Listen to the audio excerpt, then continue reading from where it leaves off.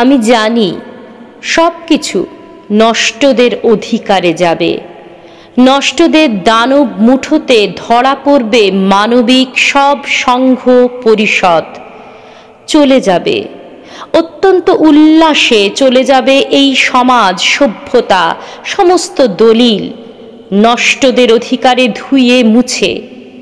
যেরকম রাষ্ট্র আর রাষ্ট্রযন্ত্র দিকে দিকে চলে গেছে নষ্টদের অধিকারে, চলে যাবে শহর, বন্দর, ধান ক্ষেত।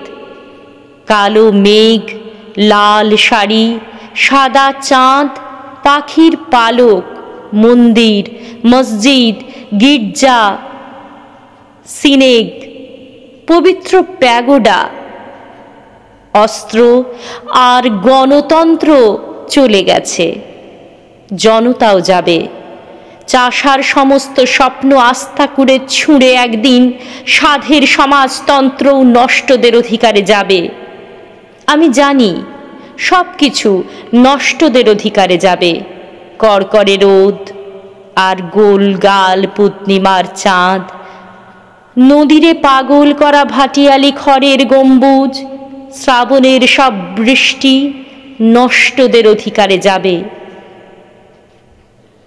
রবীন্দ্রনাথের সব জ্যোৎস্না আর রবিশঙ্করের সমস্ত আলাপ, হৃদয় স্পন্দন গাঁথা ঠোঁটের আঙুর, ঘাই হরিণীর মাংসের চিৎকার, মাঠের রাখাল, কাশবন একদিন নষ্টদের অধিকারে যাবে। চলে যাবে সেই সব উপকথা, সৌন্দর্য, প্রতিভা, মেধা, এমনকি উন্মাদ ও নির্বোধদের প্রিয় অমরতা।